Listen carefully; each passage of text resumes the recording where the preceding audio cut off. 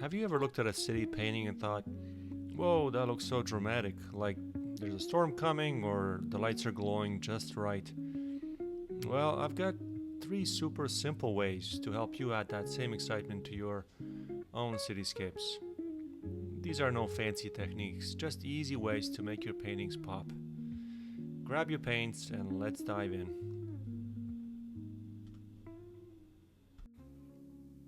Welcome back for another video. This week we're going to do things slightly different. Well, firstly we're going to be taking a break from cold wax, which we've used over the last few weeks, and be instead using only straight paints out of the tube.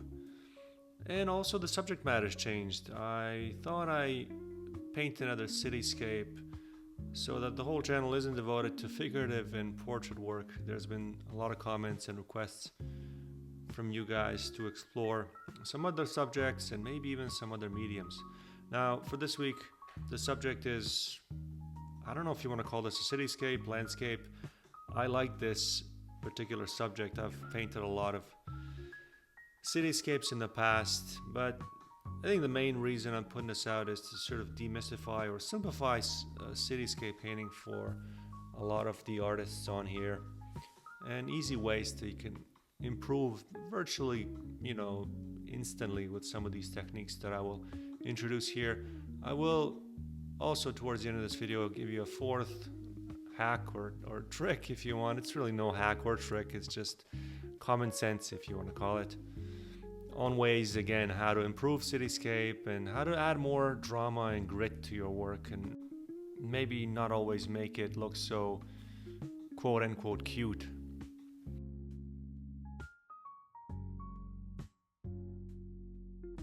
Now, having done that introduction, I should probably digress slightly and tell you that I don't want to categorize myself as any type of a specific painter.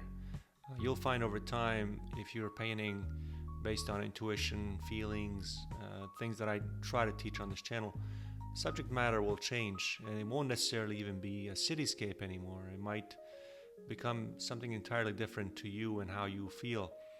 Now, as I said, this is titled Cityscape Work because, in fact, it is a cityscape. Cityscapes of sorts, I guess. This is more of like an industrial construction site.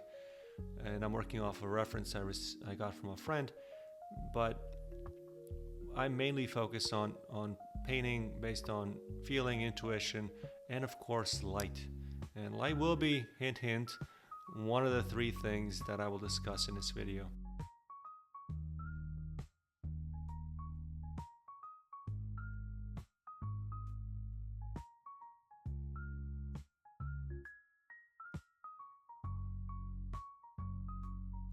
If you follow me for any length of time here on YouTube, you will no doubt know what the first clue or ways to make your work pop is, and that is composition, or Notan structure, or some call it design.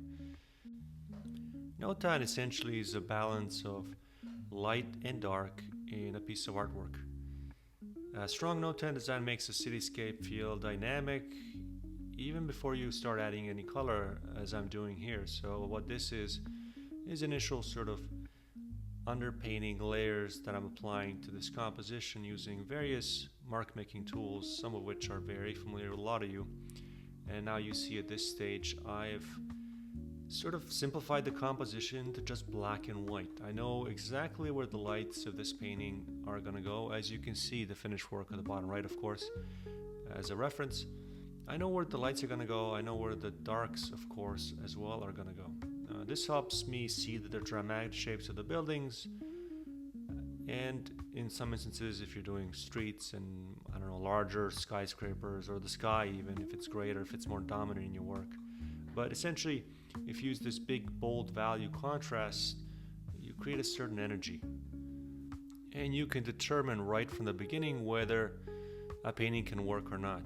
So the tip that I have with regards to composition is try to limit your shapes, dark shapes that is, and light shapes, to as little of them as possible. So as you can see here, my darks are connected. The sky is the big high key value, as well as the foreground. So you essentially have three large shapes for the whole composition. And in your own work, by starting this way, you can see if the shapes feel right to you. If they look interesting, change them around at this stage, because as you can see here, I'm starting to add some of the color. I'm starting to render some of these pieces from this reference photo that I'm working off of, actually two of them. But even as you can see, this work on the right that's finished, even with that, there's a fair bit of stylizing, of course, with regards to this initial stage to begin with, and then later, of course, with the other things that I will mention. And so the fact that I've connected all the darks, and there's a whole lot of mumble jumble and distractions in the reference photo that I got rid of and connected and moved people around, got rid of people, and so on and so forth.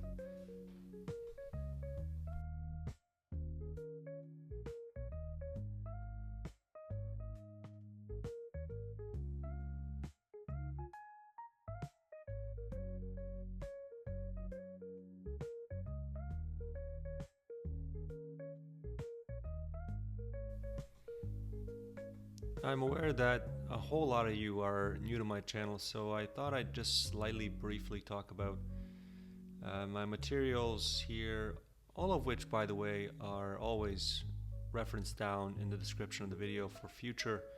If you need to, I don't know, buy your own or reference exactly what I was using, you can always find it there. But firstly, the substrate that I'm working on here is frosted mylar, and it's something that I use often. It's a very slick surface. It's not quite as slick as a oil prepared ground, which is sort of the ultimate and probably the best or most popular surface for oil painters nowadays. And in the past, I sort of use all sorts of different substrates depending on what the subject matter that I'm going to be painting is and what kind of effects I want to achieve. So as I said, this substrate is mylar, it's slick. I wanted the oil paint to flow. Frankly, I wish I'd probably used maybe canvas and coated it a few times. This was quite slick, maybe more so than I would have wanted.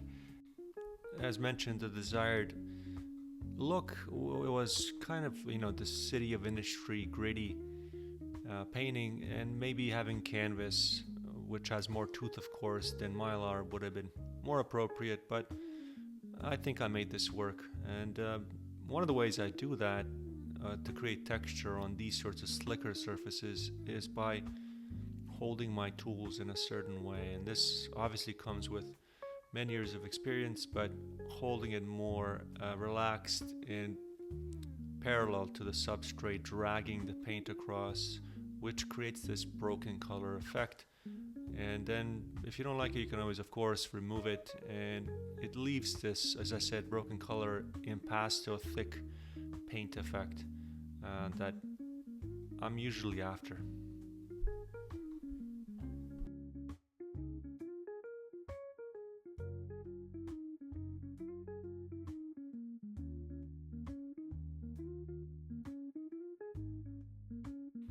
The second way that you can make your cityscape paintings pop or come to life is through use of light, as mentioned. But now, as expected, as one can imagine, in a cityscape you might have hundreds of different light sources, from restaurants to individual building lights, office spaces. There's always reflected light and so on. And if that's your message, certainly do include those. But what I'm referring to here is a direct sunlight from one side that's casting a succinct shadow and dividing your painting into very strong, bold light and dark composition. As you can see here, and as I mentioned earlier, based on that initial design, you've got the light coming in from the right above that building, which, by the way, received very little treatment. You'll see that when we zoom in up close. I'm now coming in and indicating light on this pavement, essentially. Even though this building on the right didn't receive much treatment, it nonetheless plays a very vital role at creating this drama, as it's as this bold graphic shape associated with it, and of course the light coming across it. It gives a sense of time. So this is early morning, I guess, light. So you get a feeling of weather, has certain emotion and tension with regards to light coming across and casting shadows on the people, on the buildings.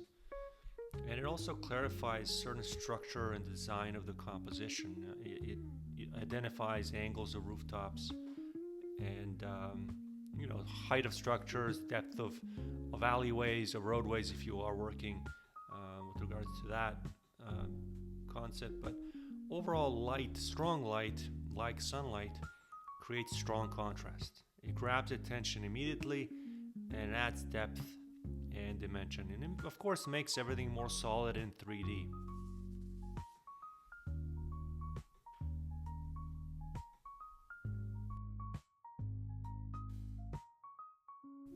I want to just briefly elaborate on my painting process.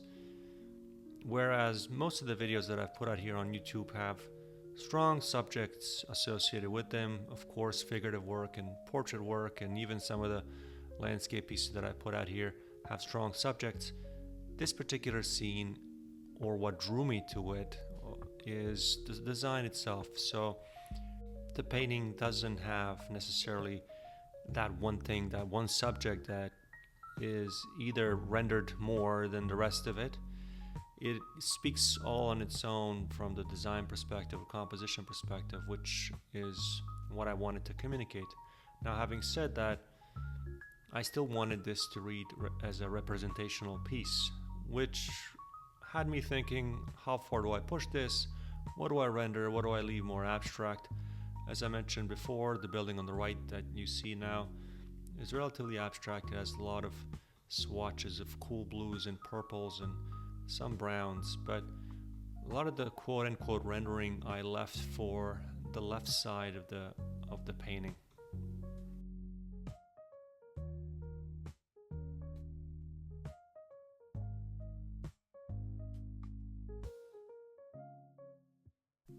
My third tip for making your cityscapes come to life and be more dramatic is through the use of color. So again, this is something that most of you that follow me know, that I'm a big proponent of color, various combinations of color for your work.